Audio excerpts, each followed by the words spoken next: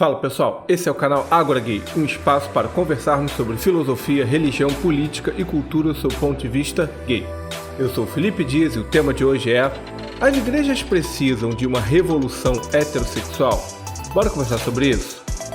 Sempre que a gente fala em igrejas cristãs e sexualidade, muitas vezes recaímos no assunto da homossexualidade. Dizem que a igreja é homofóbica, é cruel com a população LGBT, etc. No entanto, neste podcast eu gostaria de discutir um outro aspecto dessa relação. Isso porque, ao focarmos na homossexualidade, muitas vezes nos esquecemos de algo que é anterior a essa discussão, e que é a relação das igrejas com a heterossexualidade, ou seja, a atração entre um homem e uma mulher. Vamos conversar um pouco sobre isso? Para começarmos este diálogo, muita gente diz que as igrejas não são homofóbicas e que elas apenas reproduzem o que está na Bíblia. No entanto, não é bem assim. Isso porque a Bíblia condena a gula, fazer a barba, comer camarão, mulheres falarem nas igrejas, e Jesus condena explicitamente a riqueza. Só que muitas igrejas não condenam gordinhos gulosos, bobó de camarão, gente com barba feita, e algumas delas têm até mulheres pregando. Também nunca virem pastores atacarem coaches ou investidores milionários da Bolsa de Valores. Aliás, muitos pastores são eles próprios bem ricos. Mas nesse caso vocês já sabem, né? Essas coisas são o contexto da época ou um simbolismo. No final das contas, a Bíblia é lida da seguinte maneira: tudo que é absurdo ou me afeta é o contexto da época, lei antiga ou um simbolismo. Mas tudo que se refere a sexo gay, aí é lei eterna de Deus. Então, o que eu quero mostrar a vocês é que parece existir uma atração dessas pessoas para com o assunto sexo gay. E daí vocês podem se perguntar: mas isso não seria homofobia? Em uma primeira camada de análise, talvez. E sim, em muitos casos isso representa desejos homossexuais reprimidos, embora isso não se aplique a tudo. No entanto, o que eu gostaria de conversar com vocês hoje é que talvez essa situação tenha origem em algo que é anterior à homofobia. Trata-se da heterossexualidade castrada. Por incrível que pareça esta afirmação, a igreja não aceita a homossexualidade tanto quanto não aceita o heterossexualismo. Ao menos não da forma como imaginamos. Sim, é isso mesmo que você ouviu. E talvez esta seja a verdadeira origem da obsessão de algumas dessas pessoas com sexo gay e com sexo em geral. Mas calma, eu vou te explicar. Na maioria das igrejas cristãs, sexo fora do casamento é terminantemente proibido. Então, não tem como um rapaz ou uma moça solteiros se encontrarem, terem uma experimentação sexual e pronto. Algumas proíbem até adolescentes de beijarem na boca. Então, as pessoas se casam sem muitas experimentações sexuais ou nenhuma. E vão para o casamento com o horizonte de que ele será para a vida inteira, pois Deus proíbe o divórcio. Só que depois de casados, há igrejas que proíbem sexo anal, oral, gemidos e normatizam até a posição das pessoas na cama.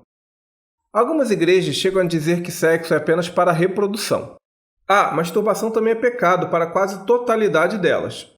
Eu, pelo menos, nunca encontrei uma instituição cristã que diga que esta prática é ok.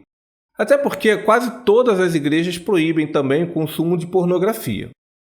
No quesito papéis de gêneros, que religiões impõem a homens e mulheres heterossexuais, há uma outra questão também. A ideia de que você tem que ser um varão ou uma moça correta e que só existe uma única forma de ser homem ou mulher pode ser esmagadora para muitos heterossexuais, embora muitos deles nem reconheçam isso. Isso porque eles tentam se adaptar a um modelo de masculinidade e feminilidade que pode ser asfixiante de tão idealizado que é. Nesse caldo cultural religioso, não podemos nos esquecer que a ideologia religiosa impõe culpa, medo e vergonha nas pessoas até por simplesmente sentirem desejos sexuais. No caso, muitas mulheres têm vergonha de dizerem o que têm vontade e muitos homens também julgam suas esposas por se expressarem. Então, para cortar qualquer ruído, muitas vezes o sexo entre homens e mulheres heterossexuais nada mais é do que a penetração mecânica do pênis na vagina, sem que se explore nada diferente disso. E tal comportamento repetitivo por anos a fio. Homens e mulheres, mesmo casados, podem ser muito distantes entre si mental e sexualmente, em função da vergonha e da culpa. Tá, mas então o que isso tudo significa?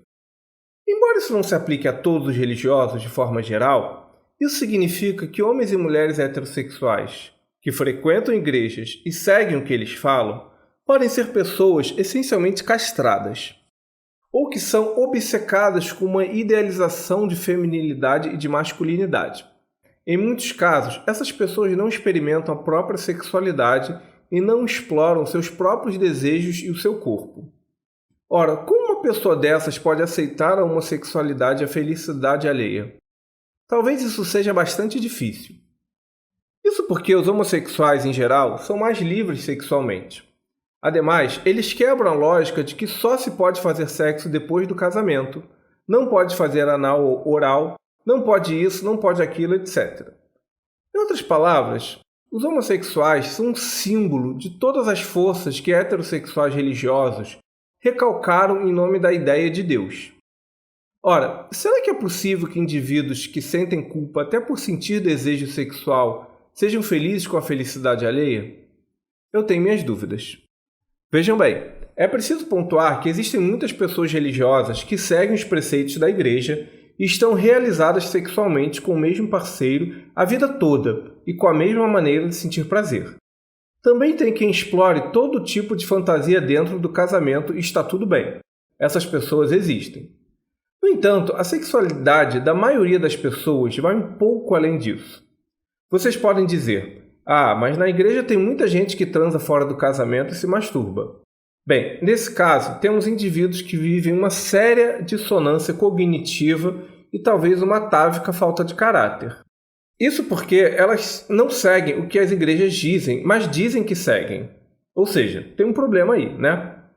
Ademais, mesmo que as pessoas optem pela prática do heterossexualismo por debaixo dos panos, elas fazem isso carregadas de medo, culpa e vergonha, em muitos casos. Na minha experiência, quando parei para ver mais de perto a vida de homens e mulheres heterossexuais religiosos, percebi como há questões profundas nessas mentalidades. Como exemplo, eu já conheci um rapaz na igreja que tomava banho de cueca. Isso porque ele tinha medo de morrer e de repente o demônio vê-lo nu. Já conheci mulheres que dizem não poder gemer durante o sexo porque quem faz isso são os bichos. Já vi também rapazes que disseram que, quando se masturbavam, ficavam semanas sem ir à igreja por vergonha. Também já escutei mulheres dizendo que cristãs de verdade não fazem sexo oral. Em outras palavras, por mais que muita gente ache ridículo o que as igrejas ensinam sobre a heterossexualidade, fato é que muitos fiéis levam certas regras muito a sério. E aqui, a regra religiosa não molda apenas o comportamento das pessoas. Ela poda os indivíduos até no nível dos seus pensamentos. Se um religioso sente desejo, ele deve lutar contra os desejos de sua carne.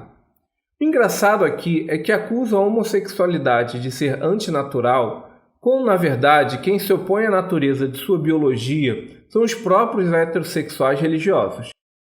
Em função disso, será que pessoas tão castradas e com medo até de seus pensamentos conseguem ser mentalmente saudáveis? Não seria a homofobia das igrejas só o sintoma de algo que é anterior? Indago-me. Claro que há pessoas que se adaptam ao modelo cristão de vida casta e ainda assim lidam bem com a diversidade afetiva, sexual e de gênero dos outros. Mas eu tenho muitas dúvidas se uma pessoa que se sente culpada, até com uma simples masturbação, pode realmente lidar bem com quem é sexualmente feliz e realizado. A meu ver, o que as igrejas precisam é de uma revolução heterossexual, aberta, sem medo e sem culpa. Se você é crente e está ouvindo isso, pode estar dizendo: mas a palavra de Deus condena isso e aquilo. Mano, posso te contar uma coisa? A Bíblia não é a palavra de Deus. Ela pode ser até inspirada por Deus, mas não é Deus falando. A Bíblia é o pensamento religioso de pessoas que viveram séculos antes da gente, em contextos muito específicos. Naquela época, as pessoas não conheciam vírus e bactérias, não tinham acesso a preservativos, lubrificantes, anticoncepcionais, etc. E você não vive nem precisa viver como aquelas pessoas viviam. Se você quer viver daquela forma, pode acabar com o seu lar e a luz elétrica, por exemplo. Você pode se perguntar, mas então qual o caminho sexual que eu devo tomar? Olha, valorizar a família e o casamento é importante e eu gosto desses valores. No entanto, de forma bem genérica, nenhuma sexualidade consentida entre adultos é moralmente errada ou um pecado. Claro que pode haver exceções e situações específicas nesta afirmação. Mas, de modo geral, se a sexualidade é entre adultos e consentida, não é errada. Isso vale tanto para a heterossexualidade quanto para a homossexualidade, ok? Os desejos sexuais que vocês sentem, eles não são errados. Isso porque você não tem culpa de senti-los. E se você crê que Deus criou todas as pessoas, então foi o próprio Deus que te criou assim.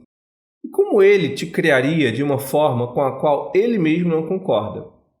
Você vai dizer que Deus te criou dessa maneira para que você lute contra os desejos que Ele mesmo te impôs. Ok. Mas, cara, isso significa que esse Deus de amor criou a sua vida para ser um inferno de tormento e negação. Mano, seja honesto. Você realmente acredita nisso? Bem, eu não. Para concluirmos, lembro que não existe esse lance de interpretação correta da Bíblia. O cristianismo é o que a gente faz dele.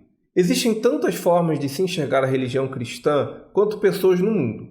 O que a sua igreja diz é a opinião dos dirigentes dela, e não é o que a Bíblia diz.